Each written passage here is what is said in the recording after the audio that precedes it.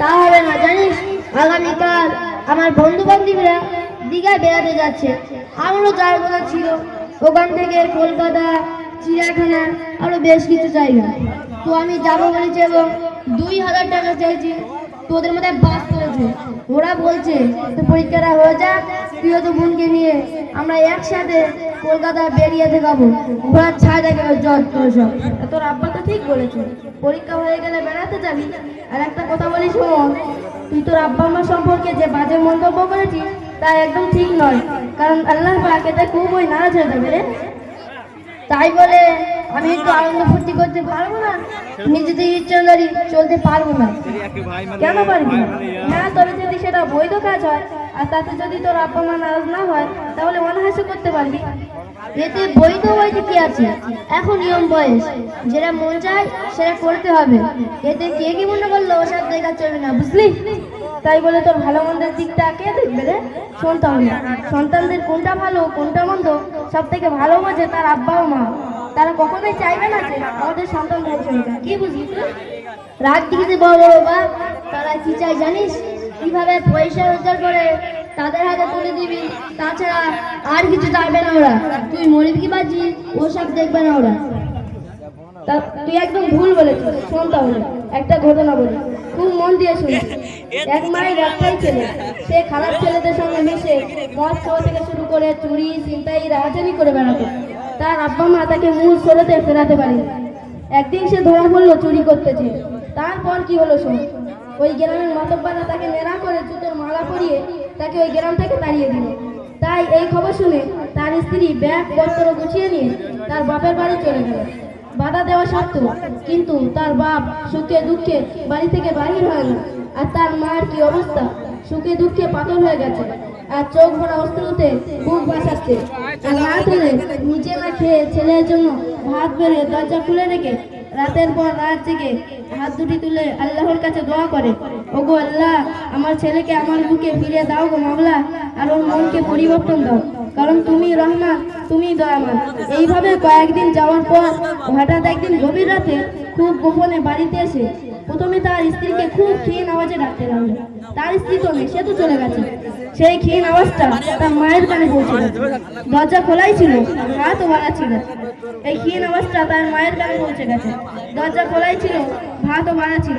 তার মা তাড়াতাড়ি তার সামনে হাজির হয়ে ছেলেকে জড়িয়ে ধরে কাঁদতে লাগলো আর বলতে লাগলো, তুই এসব পাপ কাজ থেকে ফিরে আয় বাপ আমার।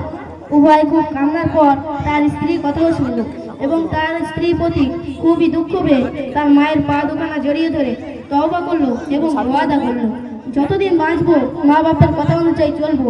এবং পরে সে অনেক ভালো হয়ে গেল এবং 5 ওয়াক্ত নামাজ পড়তে লাগলো। কি বুঝলি তুই? তুই বলছিস কি এরকম বাপ মা বর্তমানে এই পৃথিবীতে আছে নাকি? সব স্বার্থপর রে, স্বার্থই সব রে, স্বার্থই সব। তুই কি বলিস? নেই? আমার কথা যদি তোর বিশ্বাস না হয় তুই নিজে পরীক্ষা করে দেখ, তাহলে বুঝতে পারবি। সে কিরকম পরীক্ষা করবো বাবা? মনে কর তুই জরুরি কাজের জন্য কলকাতায় গিয়েছিস এবং রাত্রে ফেরার কথা বলে গিয়েছিস এবং তোর ফিরতে অনেক দেরি হয়ে গেছে। ফিরে দেখবি সবাই ঘুমিয়ে পড়েছে, শুধু তোর মা জেগে বসে আছে। তারপর তুই বাড়িতে ডাক দিবি, দেখবি সবার আগে তোর মা সাড়া দেবে। শুধু তাই নয়, বলবে তোর ফিরতে এত দেরি হয়েছে কেন, রাস্তায় কোনো অসুবিধা হয়নি তো, দুপুরে খাওয়া হয়েছিল? আর দেখবি তোর স্ত্রী নাক ডাকিয়ে ঘুমোচ্ছে। অনেক ডাকাডাকির পর উঠলে দেখবি তোর ব্যাগ ভাঙাচ্ছে। যদি মনের মতো জিনিস পায় তো ভালো, নইলে একদম মুখ মার্শা করে থাকবে। শোন, ওরকম বাপ মা পৃথিবীতে নেই বললে চলে, খুব কম। তবে আমাদের বেলায় হবে না, আমাদের বুড়ো বুড়ি ওরকম নয়। আবার সেই ভাষা? শোন তাহলে, মা বাবার সম্পর্কে আমাদের নবী পাক সাল্লাল্লাহু আলাইহি সাল্লাম কি বলেছেন? আল জান্নাতুল তাহতা আকদামিল উম্মাহাত, অর্থ পিতামাতার পদতলে জান্নাত। অর্থাৎ যে সন্তানদের উপরে পিতামাতা রাজি থাকে সে সন্তানদের জান্নাতে যাওয়ার আর কোনো বাধা থাকে না। আর যে সন্তানদের উপরে পিতামাতা রাজি না থাকে সে সন্তানদের জান্নাতে যাওয়া তো দূরের কথা, তারা জান্নাতের সুগন্ধ পর্যন্তও পাবে না।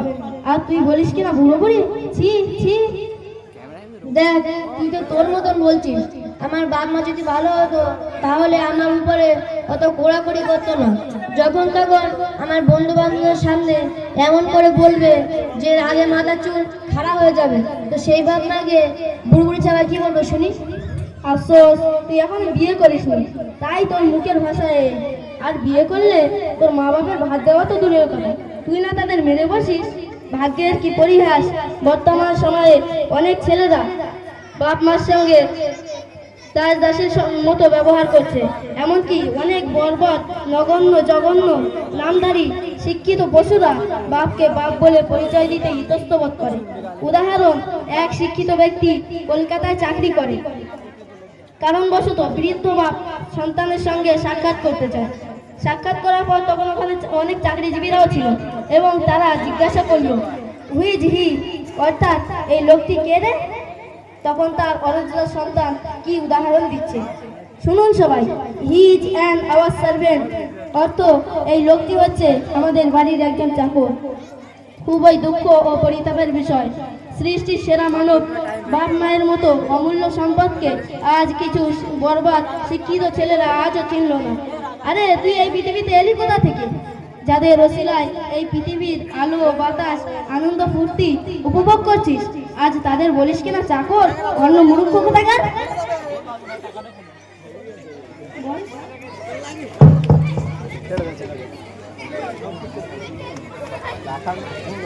কি ভাই আসলে ফরিদ, দেখছি বেশ কিছুক্ষণ ধরে দাঁড়িয়ে খোঁজ গল্প করছো মনে হয়। না ভাই, খোঁজ গল্প না, গজব হয়ে যাচ্ছে এখানে। কিসের কথা বলছো শুনি? দেখ না ভাই, ফরিদ তার বাপ মাকে বলছে বুড়ো আর বুড়ো। ছি ছি ফরিদ ভাই, তোমার মুখ দিয়ে এরকম অসংগত ভাষা বার করতে পারলে শুনে আমার মাথায় হ্যাট হয়ে যাচ্ছে। একবার হযরত উসামা রাদিয়াল্লাহু তাআলা এর পুত্র হুজুর সাল্লাল্লাহু আলাইহি সাল্লামকে জিজ্ঞাসা করলেন, ইয়া রাসূলুল্লাহ, সন্তানের প্রতি মাতা পিতার হক কি? উত্তরে হুজুর সাল্লাল্লাহু আলাইহি সাল্লাম বললেন, قال رسول الله يوم جنتك ونارك, অর্থাৎ তাদের সন্তুষ্টি তুমি জান্নাত পাবে আর তাদের অসন্তুষ্টি তুমি জাহান্নামে হবে। শুধু তাই নয়, এ ব্যাপারে আল্লাহ পাক বলেছেন, আনিশকুরুলি ওয়ালিদাইক, অর্থাৎ আমার কৃতজ্ঞতা শুকরিয়া আদায় করো এবং তোমার মাতা পিতাকে শ্রদ্ধা বা অনুগ্রহ করো। এই আয়াত ও হাদিসের দ্বারা প্রমাণিত হয়েছে আল্লাহর ইবাদতের পর তোমার মাতা পিতাকে অনুগ্রহ করো, তাদের অসন্তুষ্ট তুমি জাহান্নামে হবে। কত বড় কথা তুমি একবার ভেবেছো? আর তুমি কিনা বলছো বুড়ো বুড়ি। কি বুঝলে ভাই ফরিদ? আমার তো মনে হয় সান্ত্বনা দেওয়ার জন্য কিংবা হুমকি শুরু এরকম বানিয়ে বানিয়ে বলছিস। আফসোস, তোমার প্রতি কোরআন হাদিস শোনালাম আর তুমি কিনা বলছো বানানো। তবে ভালো করে কান খাড়া করে শোনো, আমাদের নবী পাক সাল্লাল্লাহু আলাইহি সাল্লাম বলেছেন, আল্লাহ তা'বুদু ইল্লা ইয়াহু ওয়া বিল ওয়ালিদাইনি ইহসানা। এ সন্তানেরা, তোমরা আল্লাহ ছাড়া অন্য কারো ইবাদত করো না এবং তোমার মাতা পিতার সহিত শত নম্র ব্যবহার করো। দ্বিতীয় আয়াতে বলেছেন, ফালা তাকুল্লাহুমা উফি, তাদের প্রতি উফ শব্দ করো না যার দ্বারা তারা বিরক্তি প্রকাশ পায়। তৃতীয় আয়াতে বলেছেন, লা তানহার, তাদেরকে ধমক দেবে না। চতুর্থ আয়াতে বলেছেন, কুল্লুল্লাহুমা কওলান কারীমা, বরঞ্চ তাদের সাথে ভালোবাসার সহিত নম্র স্বরে কথা বলবে। এরকম অনেক জায়গায় আল্লাহ পাক আমাদেরকে সতর্ক করেছে, অথচ আমরা তাদের সাথে কত খারাপ ব্যবহার করেছি। শুধু তাই নয়, আল্লাহ পাক বলেছেন, আমার পরে যদি কাউকে সিজদা করার অনুমতি দেওয়া হতো তাহলে আমি সন্তানদের হুকুম দিতাম, এ সন্তানেরা তোমার মাতা পিতাকে সিজদা করো, কিন্তু সেই হুকুম কাউকে দেওয়া হয়নি। কি বুঝলে ভাই ফরিদ? কি রে, আমার কথা তোর বিশ্বাস হচ্ছিল না? এবার বাপ মাকে বুড়ো বুড়ি বল বল। তো আমি তাহলে ভুল কাজ করেছি, এখন কি হবে আমার উপায়? তবে আরেকটু শোনো, আমাদের নবী পাক সাল্লাল্লাহু আলাইহি সাল্লাম বলেছেন, মা মিন ওয়ালাদিন বাগরিন ইয়াযুরু রাহমাতিন ইল্লা কাতাবাল্লাহু বিকুল্লি নাজরাতিন হাজ্জাতুল মাবরুরা। অর্থাৎ কোন সন্তান তার মাতা পিতার দিকে যদি রহমতের নজরে তাকায় তাহলে আল্লাহ পাক তার আমলনামায় একটি মকবুল হজের সওয়াব দান করেন। আর যতক্ষণ তার মাতা পিতার দিকে তাকিয়ে থাকে তো প্রত্যেক মুহূর্তে মুহূর্তে 10-10টি করে নেকি তার আমলনামায় লেখা হয়ে থাকে ও আল্লাহর রহমত বর্ষিত হতে থাকে।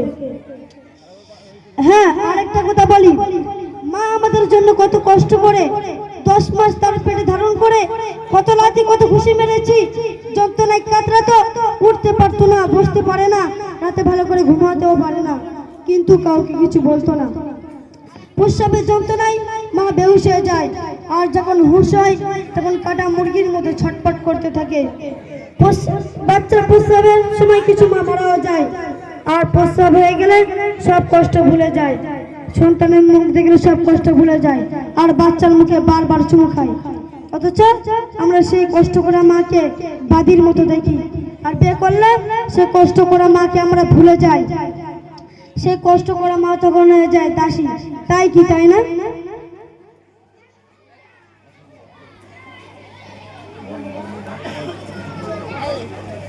কি বলবো, বর্তমান সময়ে অধিকাংশ সন্তানেরা পিতামাতার অবাধ্য হয়েই চলেছে। যেমন এই ফরিদের অবস্থা। দেখ ভাই ফরিদ, এখনো সময় আছে, পিতামাতার পায়ে পড়ে ক্ষমা চেয়ে নে, নইলে জাহান্নামে যাওয়ার আর কোনো বাধা থাকবে না। আমি কি করলাম? আমি জাহান্নামে যাব, এখন কি করব? ও ভাই ফরিদ, তুমি ও কি করছো? এরকম করতে নেই, আল্লাহ পাক নারাজ হয়ে যাবে। হ্যাঁ, তুমি যদি খাঁটি অন্তরে তওবা করে মা বাবার পা দুখানা ধরে ক্ষমা চেয়ে নাও, তাহলে আল্লাহ মাফ করে দেবেন। ও আল্লাহ, আর হ্যাঁ, তুমি 5 ওয়াক্ত নামাজ পড়তে থাকো আর এই দোয়া করতে থাকো, রব্বির হামহুমা কামা রাব্বায়ানি সগীরা, তাহলে তোমার দুনিয়ার কিছু হক আদায় হবে, আল্লাহ তোমার প্রতি খুশি হয়ে যাবে। তাই নাকি ভাই? তাই নাকি ভাই? আমার গুনাহ মাফ হয়ে যাবে? তাহলে আমি কান নাক মুছি আর তওবা করছি, আমার আব্বা মাকে ওরা কোনো একটু ভাষা কোনোদিন বলবো না।